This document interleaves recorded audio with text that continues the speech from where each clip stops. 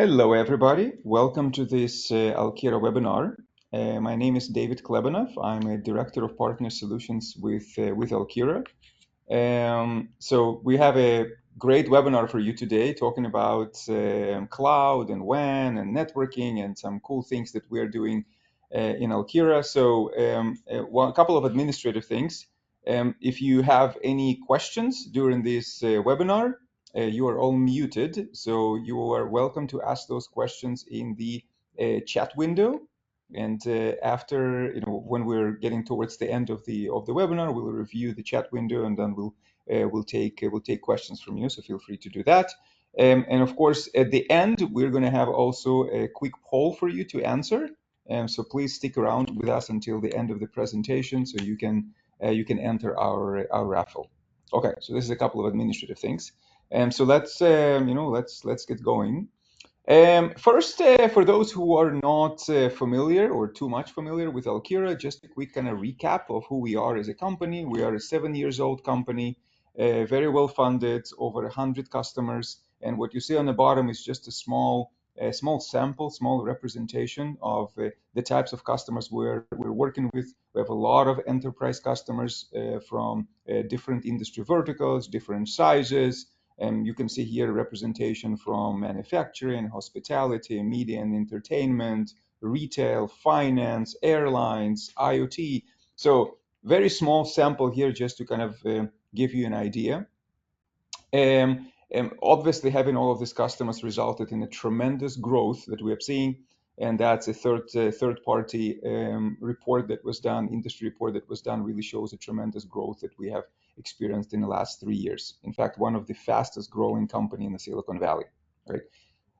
Now, a little bit about sort of where Alkira operates, right? So Alkira is a networking company, and we're definitely going to talk in this presentation here quite a few cases of networking, right? But just as an introduction here, is that Alkira is all about enabling network capabilities, security capabilities for the enterprises for the enterprise IT teams who are really bogged down by complexity and not able to kind of deliver a timely and cost-effective solutions. So there's a lot of things that we can do in our solution, but there's a couple of things that we typically rank high on an interest from our customers, and that is around cloud networking, multi-cloud networking, hybrid cloud networking. So anything that has to do with cloud, be that single cloud, multiple clouds, or putting your data center alongside your cloud for a hybrid cloud environment. And that is going to be the bulk of the presentation today when we're going to talk about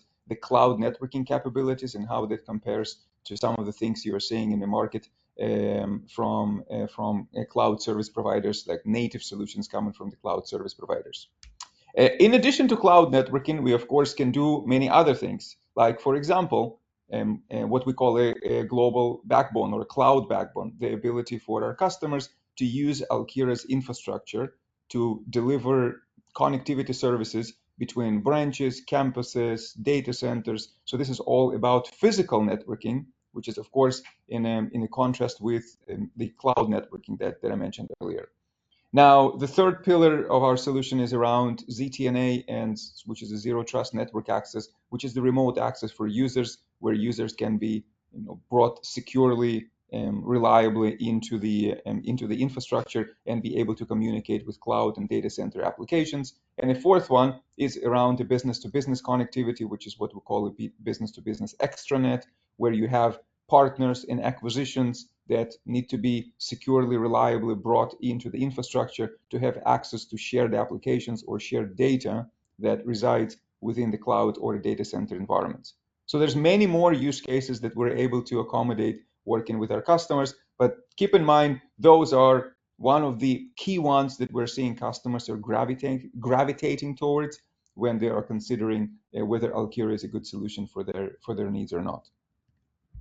So let's now talk specifically about the topic of this webinar, which is the wide area network architectures provided from the cloud service providers, right? So this slide shows you that the three major cloud service providers, the AWS, Microsoft Azure, and Google Cloud, now have offerings. Each one has an offering for providing enterprise connectivity services out of their cloud infrastructures. Now, AWS is actually Azure started that with what's called the virtual WAN. Then AWS joined that with a Cloud WAN, which is a couple of years ago, and very recently during the Google Next 2025, Google announced a product that is also called Cloud WAN, just like AWS's product, and it's also the delivery of networking capabilities leveraging Google's cloud infrastructure, right? So in this session, we're going to look into kind of the compare and contrast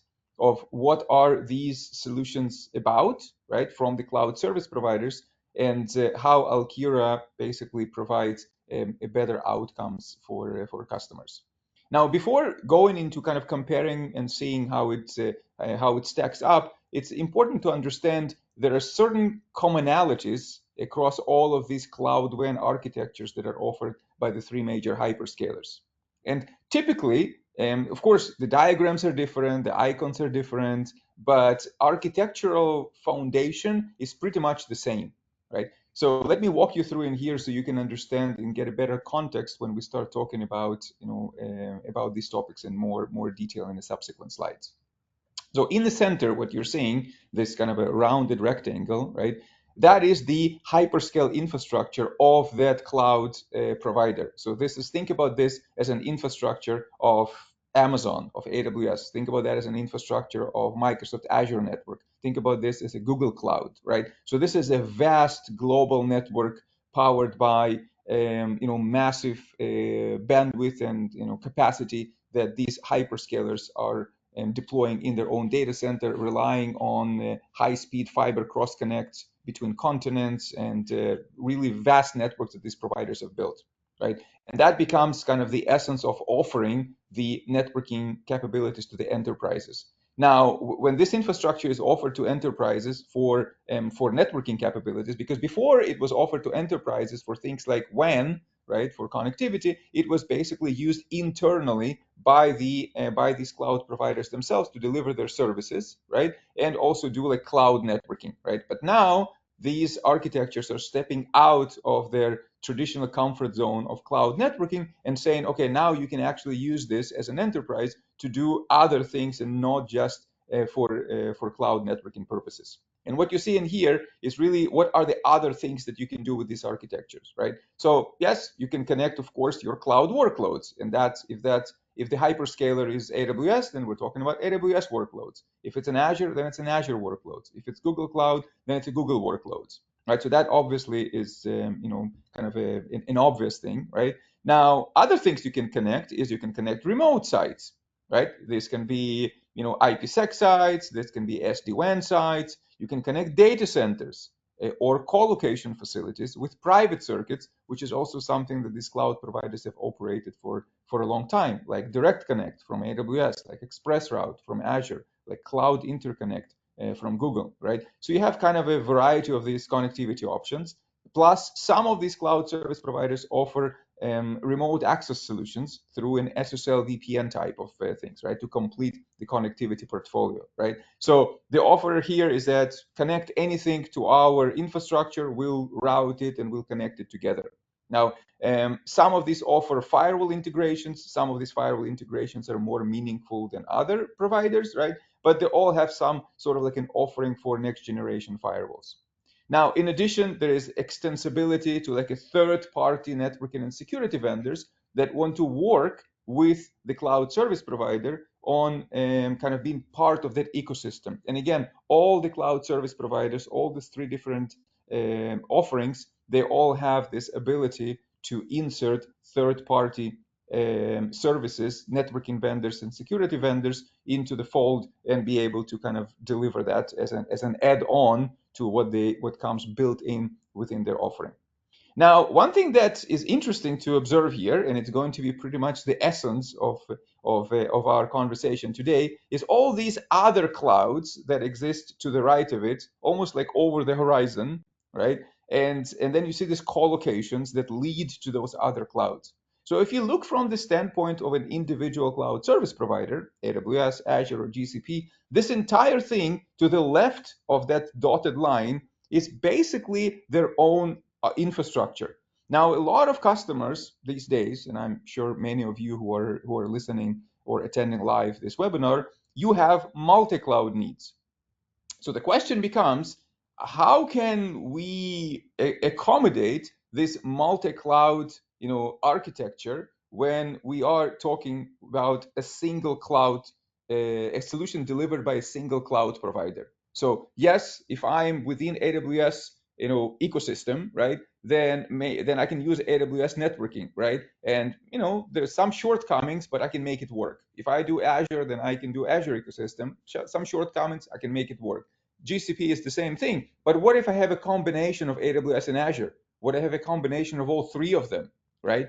How do I make these networking capabilities and security capabilities transcend across multiple clouds? Because everything we talked about so far is basically a capability delivered from a single cloud service provider.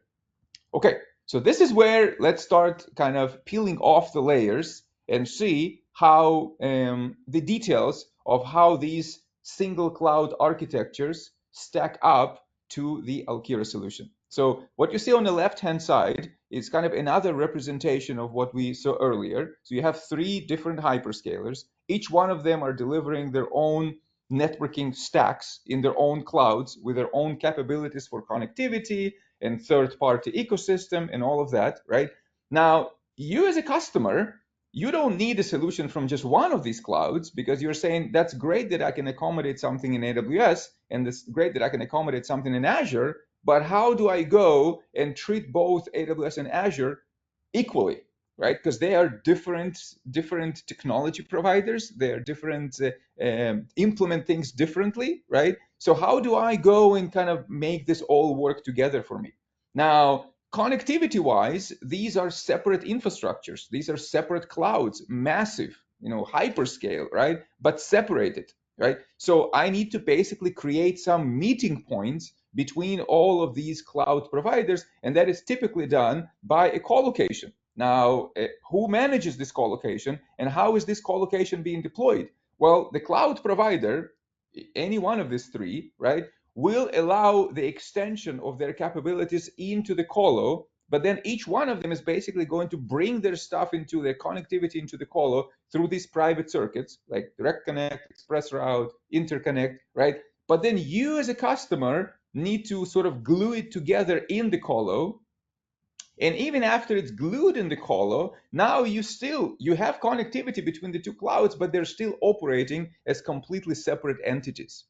If you compare and contrast that to what happens on the right-hand side of the diagram, where you have the Alkira's infrastructure, which is extensible across all three clouds and normalizing the behavior of all of these three clouds. So when you are trying to deploy this multi-cloud networking solutions, you are not concerned about creating these cross connects between the clouds. You are not concerned about differences between these clouds, because for you as an operator, as an administrator of this environment, everything is standardized on this Alkira uniform layer that allows you to build this infrastructure across all three clouds and now easily onboard workloads from either one of those clouds into this Alkira infrastructure, right? So it dramatically changes the behavior that you would see from the left side, which is a single cloud solutions versus a multi-cloud solution that allows this uniform operation across all three. Now, this is around connectivity. Now, if we take this concept to security layer, it is not that different. Because if you think about security, and of course, security is more than just firewalls, right? But if you use firewalls as an example, right? Because that's a very popular example within an enterprise space of using things like, next-gen security enforcement points in order to deliver these security capabilities, right? So if you think about this next-generation firewalls, I can have these firewalls deployed in AWS, I can have them deployed in Azure, I can have them deployed in GCP, I can have the co-locations that sort of mesh this connectivity together. But how am I going to treat the communication that crosses between AWS and Azure, or between AWS and GCP, or between Azure and GCP? When that communication crosses, how am I treating from the firewalling standpoint? How am I ensuring symmetry of traffic? How am I ensuring that I'm not double dipping, so to speak, of sending this communication through a firewall in Azure and then a firewall in GCP when actually both firewalls are delivering the same outcomes? Why would I send it twice, right? So why would I need to deploy separate firewalls if they're pretty much doing the same thing, right? Why do I need to deploy a separate firewall in Azure and a separate firewall in GCP when I'm communicating across these two clouds and I pretty much have a consistent policy that I need on both firewalls, right? So it doesn't look like an optimal architecture to multiply these next generation firewalls on a per cloud basis, especially when I'm trying to do multi-cloud networking. Now, if we look to the right side of this slide, along the same lines as the previous slide that we talked about, it's the unification of not just the networking layer, which is what we talked about before, but it's a unification of a security layer. Because now Alkira infrastructure that transcends across all three clouds can also deliver these security services on top of these connectivity services. So if I need to do things like firewalling, right? I don't deploy a set of firewalls for one cloud and a set of firewalls for another cloud and a set of firewalls for the third cloud. I basically have one single deployment of these firewalls on top of this Alkira connectivity layer, and that provides me uniform security across all three clouds without differentiating the details of how it's done here, how it's done there, and how it's done the other place. Right? So that's exactly what you see in here, is that by residing within the Alkira infrastructure, you now have this uniformity with high availability, with scalability, of an ease of deployment, because it's one uniform way of doing that versus doing that in three different ways in three different clouds, right? So now that paints a very different picture. Now, of course, because security is more than just firewalling, right? There's other things, other goodies that Alkira can deliver from this infrastructure of ours. For example, network segmentation. And in the spirit of transcending across three clouds, I'm not using some segmentation technique in one cloud, the second cloud, and the third cloud. This is a one uniform, consistent segmentation technique that transcends all three clouds. So when you're onboarding this multi-cloud environment, you can drop in the firewalls that are multi-cloud, servicing multi-cloud environment. You can deploy the network segmentation that is transcending these three clouds and now can operate equally across all three. So a very different approach and very, as you can see, architecturally very superior to treating each one of those as a separate island. The third pillar is around operations. So, okay, now I have networking, so I have connectivity, I have security. What about all the operational tool set, right? How do I monitor? How do I manage? How do I troubleshoot? Things like that, right? Okay, again, three different environments interconnected together, right? But yet completely separated from infrastructure standpoint. That is what you see on the left, is all the separate tool sets that exist in each one of these individual clouds, plus the co-locations, which are the interconnection point between these three disparate clouds. Now you can have another tool set from the co-location provider in order to be able to stitch it together and have kind of the same have the operational visibility into this connectivity that happens within the co-location, right? So really proliferation of these tool sets because of the proliferation of clouds. Now, you shouldn't be paying, quote unquote, that operational tax, right, just because you want to use multi-cloud. Again, on the right-hand side of the slide, you see the uniform approach of unification of that infrastructure from networking standpoint, from security standpoint,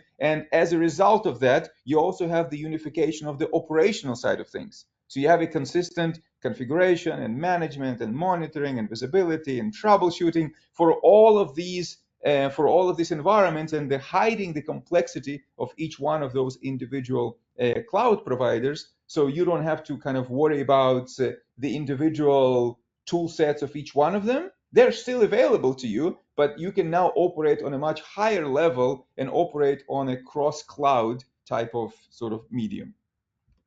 Okay, now let's also talk about some other cases here that are not necessarily just about sort of a networking and security in the same context that we talked about. So, for example, let's say you have a remote site, right? And because as we saw before, remote sites is something that obviously is something that this cloud infrastructure can also provide connectivity for. So let's say you have the remote site, right? And you're using the cloud offering from one of the three hyperscalers, AWS, Azure, or GCP, in order to provide connectivity for your remote sites. Could be IPsec connectivity, could be SD-WAN connectivity. So it's kind of sort of like an internet-based connectivity that goes from these remote sites into the single cloud infrastructure.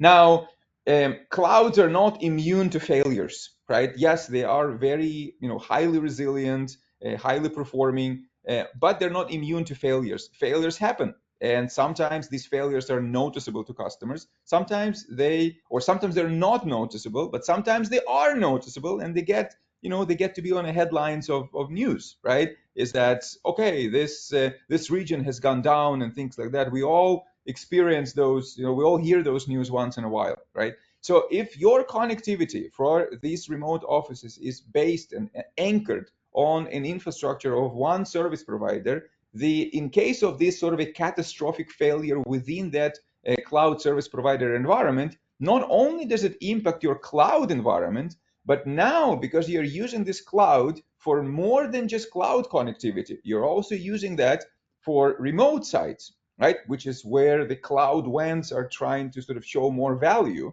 going beyond cloud.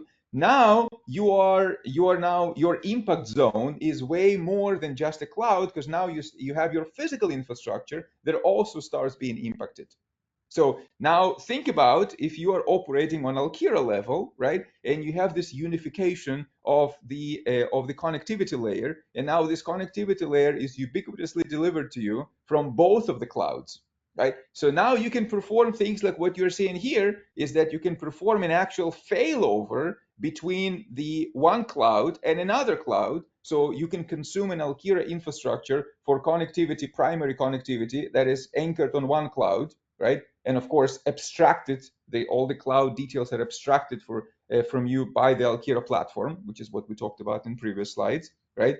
But under the hood, it is still running on a cloud infrastructure. And if that cloud infrastructure fails, you basically just seamlessly fail over into the cloud infrastructure of another cloud provider. It looks exactly the same to you as a sort of a user sitting at the remote office.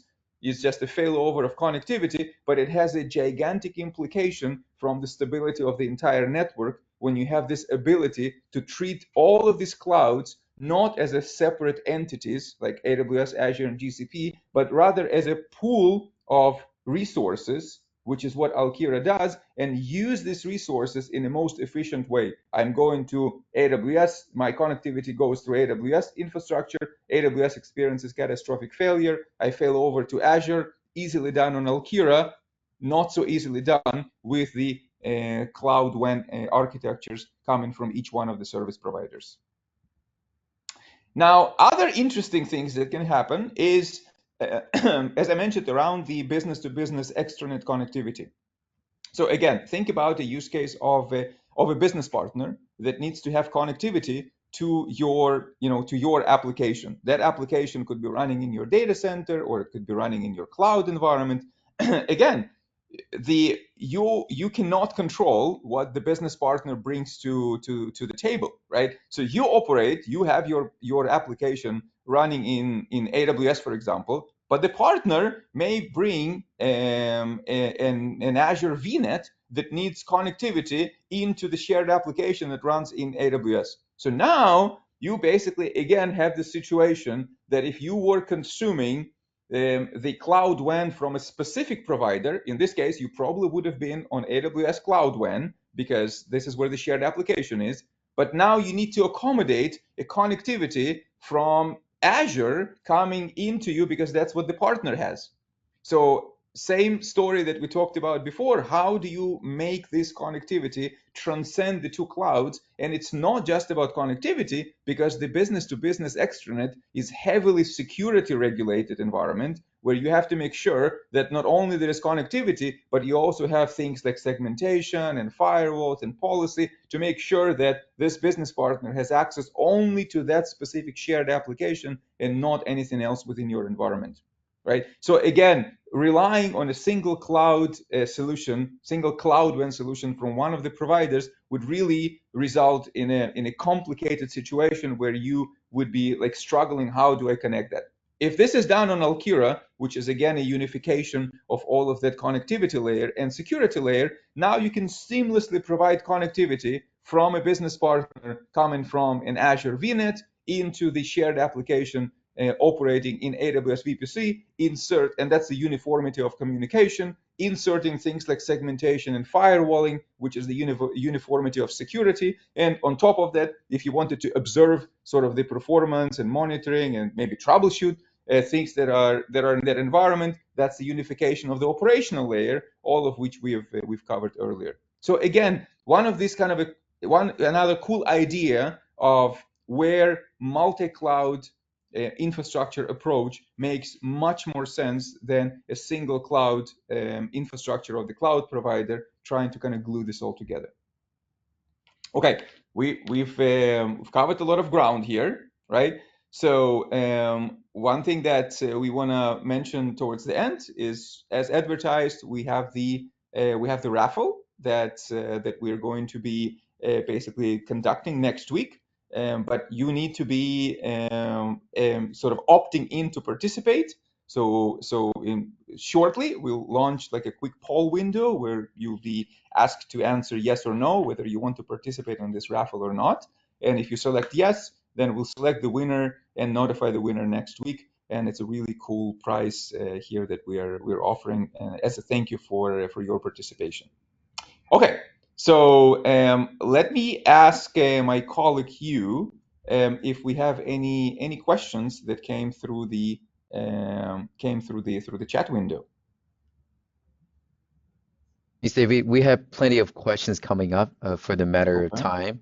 I'll read out some of the questions that started first. So, first question is, what are you finding the largest pain points you are solving with this approach or with Alkira Network Infrastructure as a Service? Yes, so great question. And I think it goes back to what we talked about before is really, if you really try to dumb it down, right, it's the removal of the complexity, right?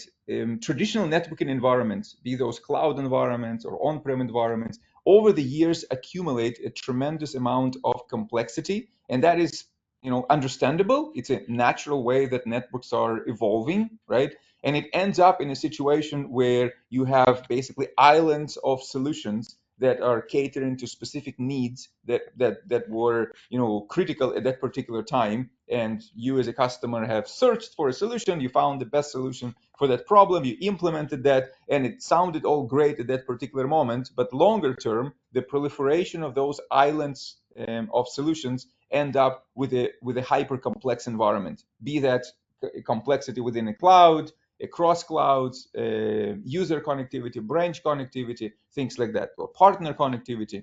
So the idea that Alkira can really provide a single pane of a single surface for solving all of these networking issues is something that is extremely advantageous to the customers. And that's one of the primary reasons that customers are working with us, and the types of logos that you've seen in the beginning is really solve these tremendous complexity issues. And by solving this complexity, you automatically get other benefits like really, agility that you can now achieve by doing things in a matter of minutes and hours versus, day, weeks, months, and beyond. Right. So there's things that really come as a result of removing that, all of that network complexity. So I would say these are the major drivers. There is also, of course, a cost element, is because having these separate environments oftentimes results in excessive cost and things like that. So there's a lot of cost consolidation that is possible with Alkira solution, and that's also something that our customers are taking advantage of and really reducing the total cost of ownership. But it Awesome. was a good question, yeah. Another question would be kind of more related, and they're all related, so I'll read out the questions. But next question is, do you have plans to integrate with OCI, Oracle Cloud Infrastructure, And in general, can I connect to other clouds to Alkira beside AWS, Azure, or GCP? Yes, we kind of de-emphasized Oracle, but absolutely, we are actually already provide connectivity to Oracle. So, and I'll go even further than that. We have customers who have connected other clouds beyond this kind of a four major ones, but like clouds that are more regional clouds, specifically clouds in China, for example, like Tencent or Ali Cloud, right? So yes, we are a multi-purpose connectivity platform for multi-cloud environments of any multi-cloud environment, but also an on-prem environment like branches and data centers and business partners and things like that. So absolutely, multi-cloud is something that is important to us as one of the key use cases, and we go way beyond just the three major hyperscalers. So OCI is included and available today. Awesome, thank you. And that's kind of answer one of another question asking if Alkira works across multi-cloud or with on-prem environments. Right. Another Yes. questions coming after that would be, so subsequent to enterprise subscription to Alkira, how does an enterprise user connect to Alkira Cloud or CXP?